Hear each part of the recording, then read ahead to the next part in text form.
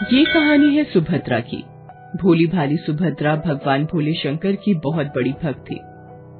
उसका पति दीपक भी बिल्कुल उसी की तरह सीधा साधा था। दीपक के पास अच्छी खासी प्रॉपर्टी थी, कई बीघा खेत थे, लेकिन वो जमीन से जुड़ा आदमी था। दोनों पति पत्नी हमेशा सबकी मदद को तैयार रहते। उनकी शादी को 15 साल हो गए थे, लेकिन अब तक सुभद्रा की गोद सूनी ही थी। लेकिन सुभद्रा को विश्वास था कि एक ना एक दिन उसकी गोद जरूर भरेगी। सुभद्रा बिना नागा किए हर दिन सुबह उठकर शिव मंदिर जाती, भोले बाबा का जलाभिषेक करती, ओम नमः शिवाय का जाप करती, आरती गाती, तब घर आती। एक दिन जब वो मंदिर से आई तो बहुत थकी थकी लग रही थी। घर में आते ही उसे चक्कर आने लगा और वो गिर गई। सुभद्रा, सुभद्रा क्या हुआ सुभद्रा? पता नहीं जी, तबीयत ठीक नहीं लग रही, चक्कर आ रहे हैं। कितनी बार कहा इतनी सर्दी में सुबह सुबह नहाया मत करो, लेकिन तुम हो कि नहाना और मंदिर जाना एक दिन भी नहीं छोड़ सकती। अजी, सुबह सुबह जब तक मैं अपने भोले बाबा को जल नहीं चढ़ा लेती तब तक कुछ अधूरा अधूरा सा लगता है। और तुम्हें कुछ हो गया तो मेरा क्या होगा, कभी सोचा है? मेरे भोले बाबा है ना, मुझे कुछ नहीं होगा। उस दिन सुभद्रा की तबीयत शाम तक बिल्कुल ठीक नहीं लग रही थी, इसलिए दीपक सुभद्रा को डॉक्टर के पास ले गया। डॉक्टर ने वहां उसे जो बताया उसे सुनकर वो खुशी से उछल पड़ा और सुभद्रा की आंखों से खुशी के आंसू निकलने लगे। आप सच कह रहे हैं डॉक्टर साहब?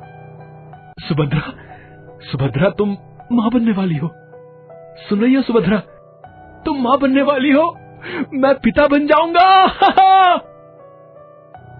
मैं ना कहती थी, मेरे भोलेनाथ मेरी प्रार्थना का उत्तर जरूर देंगे। दोनों पति पत्नी बहुत खुश थे।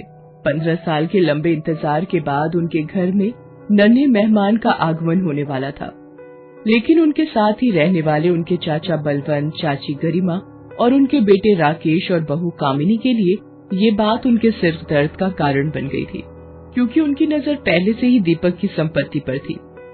जैसे ही उन्हें लगा कि उनकी संपत्ति का वारिस आ रहा है, वो सभी उस अजन्मे बच्चे को मिटाने की साजिश रचने लगे। ऊपर ऊपर से तो वो दिखाते कि वो उनके शुभचिंतक हैं, लेकिन अंदर अंदर उन्हें दीपक, सुभद्रा और उनके आने वाले बच्चे के लिए जहर भर रखा था। देख बेटा राकेश, अभी समय गरम दिमाग करने का नहीं है। अभी समय है चालाकी से काम लेने का, समझ रहा है? तो मैं क्या करूं बापू, जायदाद के हिस्सेदार के आने का इंतजार करता रहूं? पागल है क्या? करोड़ों की प्रॉपर्टी हम ऐसे नहीं जाने देंगे। वो प्रॉपर्टी हमारी है, हमारी ही रहेगी, समझे? हम बस उस आने वाले को दुनिया में आने के पहले ठिकाने लगा देंगे। उसके बाद दीपक के चाचा बलवंत ने अपने बेटे, बहू और अपनी बीवी के साथ मिलकर एक प्लान बनाया। उन्होंने जानबूझकर घर के बरामदे और सीढ़ियों पर सर्फ वाला पानी डलवाया और तैयार हो ना भगवान, नाटक शुरू करूं? बिल्कुल तैयार हूं। उसके बाद बलवंत जानबूझकर जमीन पर गिर गया और तड़पने लगा। गरिमा उसे देख चिल्लाने लगी और ये सब राकेश और उसकी पत्नी कामिनी दीवार की ओट से छिपकर देखने लगे। सुभद्रा, सुभद्रा, ओ बहू, देखो ना तुम्हारे ससुर जी को क्या हो गया है, वो जमीन पर गिरकर बेहोश हो गए हैं। सुभद्रा अपने चाचा ससुर को पिता समान ही मानती थी, उनका पूरा ख्याल रखती थी। जैसे ही उसके कानों में अपनी चाची सास की आवाज आई, वो कमरे से भागी भागी आई, और यही तो वो जालिम चाहते थे। बाहर बरामदे में पड़े सर्फ के पानी में उसका पैर फिसल गया और वो फिसलकर सीढ़ियों के पास आ गया और लुढ़कती हुई सीढ़ियों से गिरने लगी। उसे इस तरह गिरता देख सभी बहुत खुश हुए। सुभद्रा नीचे गिरकर बेहोश हो गई। उसके चाचा चाची अभी खुशियां मनाने ही वाले थे कि दीपक बाहर से वहां आ गया। उसे देखकर सभी घड़ियाली आंसू बहाने लगे। हे भगवान, दीपक बेटा देखो ना जाने हमारी बहू नीचे कैसे गिर गई। मैं तो कितना ध्यान रखती हूँ, हमेशा साथ साथ ही रहती हूँ इसके। ना जाने आज मेरी क्या मति मारी गई थी कि मैं इनके लिए खाना बनाने चली गई। बेटा, इसे लेकर डॉक्टर के पास जाना होगा। क्या पता कहीं हमारे घर के चिराग को तो कोई नुकसान नहीं हो गया। वो कहते हैं ना कि जाको राखे साइयां, मार सके ना कोई। सुभद्रा उतनी ऊंचाई से नीचे गिरी, उसे चोट भी लगी लेकिन बच्चे पर कोई असर नहीं हुआ। डॉक्टर की ये बात सुनकर दीपक और सुभद्रा ने मन ही मन भोलेनाथ का धन्यवाद दिया, लेकिन उनके चाचा चाची के परिवार वालों के तन बदन में आग लग गई। उन्होंने ये बात जाहिर तो नहीं होने दी, लेकिन वे सुभद्रा और उसके बच्चे को एक साथ मारने का दूसरा प्लान बनाने लगे। दूसरी ओर ना तो सुभद्रा और ना ही राकेश को ये बात समझ आई कि आखिर पूरे घर में सर्फ का पानी किसने गिराया। उसके ससुर जो उस दिन जमीन पर गिर गए थे, वो एकाएक ठीक कैसे हो गए। एक दिन सुभद्रा रसोई में काम करते हुए इस बारे में सोच ही रही थी कि तभी राकेश की पत्नी कामिनी वहां आई।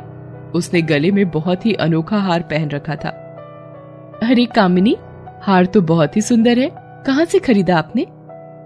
वो लेकर आए हैं शहर से। कामिनी, राकेश भैया से कहकर उस दुकान का पता ले लेना ना। दीपक भी 2 दिनों के लिए किसी काम से शहर जा रहे हैं, मैं भी ऐसा ही हार मंगवाऊंगी। अरे पता क्या लेना, ये खुद चले जाएंगे उनके साथ। दीपक 2 दिन के लिए शहर जा रहा है, ये सुनकर सभी की आंखें चमक गई। उन्होंने फिर से एक खतरनाक प्लान बनाया। अगले दिन जब दीपक राकेश के साथ शहर चला गया और सुभद्रा मंदिर में पूजा करने गई थी, तब राकेश का प्लान कभी फेल नहीं होगा भगवान, बशर्ते तुम और कामिनी इस प्लान को ठीक से अंजाम दो। हाँ, असल में राकेश का प्लान ये था कि सुभद्रा जब मंदिर से वापस लौटेगी तो उसे मंदिर से वापस लौटते समय जो नदी पड़ती है उस पर बने पुल से ऊपर से नीचे फेंक देना है। वो खुद ब खुद डूबकर मर जाएगी और इस काम को अंजाम देंगी कामिनी और उसकी माँ। वे दोनों अपने चेहरे को ढके हुए सुभद्रा से नदी वाले रास्ते में मिलेंगे और उसे वहां से धक्का दे देंगे। राकेश दीपक के साथ होगा, बलवंत खेतों पर, किसी को कोई शक ही नहीं होगा। वे दोनों उस समय चेहरे पर नकाब बांधे सुभद्रा का इंतजार करने लगे। जैसे ही वो दिखी, कामिनी उसके पास गई और उसे पीछे से पकड़ लिया। सुभद्रा के हाथों से पूजा की थाली नीचे गिर गई। कौन हो तुम? सुभद्रा ने खुद को बचाने की बहुत कोशिश की। उस नकाबपोश से खींचातानी भी हुई, लेकिन वो 2 थे इसलिए उस पर भारी पड़ गई। उन दोनों ने उसे नदी में फेंक दिया। सुभद्रा ने बहुत हाथ पैर मारे लेकिन कोई लाभ नहीं हुआ। कई घंटे वो इसी तरह बहती रही। एकाएक उसे लगा कि उसके पैर को किसी जानवर ने पकड़ रखा है और उसके पैरों को काटे जा रहा है। अचानक उस जानवर पर उसकी नजर पड़ी। वो एक बहुत बड़ा मगरमच्छ था। सुभद्रा को अपनी मौत सामने दिखने लगी, फिर भी उसने अपना धैर्य नहीं खोया और भोलेनाथ को याद करने लगी। पल में ना जाने कैसा चमत्कार सा हो गया। नदी किनारे रहने वाले मछुआरों की नजर उस पर गई। वे उसे बचाने के लिए उसकी तरफ बढ़े। मछुआरों का मगरमच्छ के साथ संघर्ष हुआ और वे जीत गए, लेकिन सुभद्रा तब तक बेहोश हो गई थी। जब उसे होश आया तो वो मछुआरों की बस्ती में थी। मैं कौन हूँ? मैं कहाँ हूँ? तुम हमारी बस्ती में हो, अब डरने की कोई बात नहीं है, खतरा टल गया है। सुभद्रा की याददाश्त खो गई थी। बहरहाल उस बस्ती वालों ने उसकी खूब देखभाल की। सबको पता था कि वो गर्भवती है, इसलिए उसका ध्यान कुछ ज्यादा ही रखा जाता। सुभद्रा वैसे तो सब भूल गई थी, लेकिन अपने शिव को शायद वो नहीं भूल पाई थी। तभी तो वो इस बस्ती में भी मिट्टी का शिवलिंग बनाकर ही पूजा करने लगी। जल्दी ही सुभद्रा के प्रसव का समय नजदीक आ गया। उसने एक बहुत ही सुंदर बच्चे को जन्म दिया। उस बस्ती में सभी खुश थे, लेकिन सभी ये सोचकर परेशान रहते कि आखिर इसका घर कहाँ है, ये कहाँ की रहने वाली है। एक दिन की बात है, सुभद्रा अपने बच्चे को गोद में लिए लोरी गाकर सुला रही थी। आजा री निंदिया, निंदिया रानी आजा, बेटे को सुलाने निंदिया रानी आजा। आजा री निंदिया, निंदिया रानी आजा, बेटे को सुलाने निंदिया रानी आजा, आजा रे आजा। तभी एक मछुआरिन उसके पास आई। उसके हाथ में एक हार था। वो उसे सुभद्रा को देते हुए बोली, क्या तुम इसे पहचानती हो? तुम जब यहाँ पर आई थी तो तुमने इस हार को अपने हाथ में जोर से दबोच रखा था। सुभद्रा ने जैसे ही वो हार देखा उसे सब याद आने लगा। कैसे वो नदी के पुल से गुजर रही थी तो दो नकाबपोशों ने उसे पीछे से पकड़ा था। वो उससे भिड़ गई थी। ये हार उसी नकाबपोश का था। उसे याद आया कि ये वही हार है जिसे कामिनी ने पहना था। अब उसे सब कुछ समझ में आ गया था कि ये साजिश किसकी थी। वो बस्ती के 3-4 लोगों को लेकर पुलिस स्टेशन गई और वहां सारी बातें बताई। उसने अपने घर का पता भी उन्हें बताया। दूसरी ओर सुभद्रा को गायब हुए कई महीने बीत गए थे। दीपक बिल्कुल टूट गया था। उसे लगता था कि अब उसके पास जीने की कोई वजह नहीं है। उसके चाचा का परिवार धीरे धीरे उस पर हावी हो रहा था। वो उनके कहने पर एक दिन अपनी सारी जायदाद उनके नाम करने ही वाला था कि सुभद्रा वहां गई। सुभद्रा, तुम कहां चली गई थी? तुम कहां चली गई थी सुभद्रा? तेरे बिना मैं नहीं जी सकता सुभद्रा। तुम मुझे छोड़कर मत जाया करो। कई चेहरे बेनकाब करने थे मेरे महादेव को दीपक, इसीलिए उन्होंने मुझे तुमसे दूर कर दिया था। अरे सुभद्रा, तू आ गई। मेरी बहन, तू कहाँ चली गई थी? अम्मा, बाबूजी, राकेश, ये देखिए सुभद्रा आ गई। सुभद्रा के आने पर सभी झूठी खुशी दिखाने लगे, लेकिन सुभद्रा को उनकी असलियत पता थी। दीपक, पता है मुझे तुमसे दूर करने वाले कौन लोग थे? हमारे बच्चे को तुमसे दूर करने वाले कौन थे? नहीं पता सुभद्रा। अभी पता चल जाएगा। इंस्पेक्टर साहब, यही है वो लोग जिन्होंने मुझे और मेरे बच्चे को मारने की साजिश रची थी। पहले तो वे सब इस बात से इनकार करते रहे, लेकिन पुलिस के डंडे पड़ते ही तोते की तरह उन्होंने सब सच बता दिया। पुलिस उन सभी को जेल ले गई। उन पर मुकदमा चला। सभी को उम्र कैद की सजा हो गई। सुभद्रा का बेटा अब 3 साल का हो गया है। वो भी उसी की तरह ही शिव जी का बड़ा भक्त है।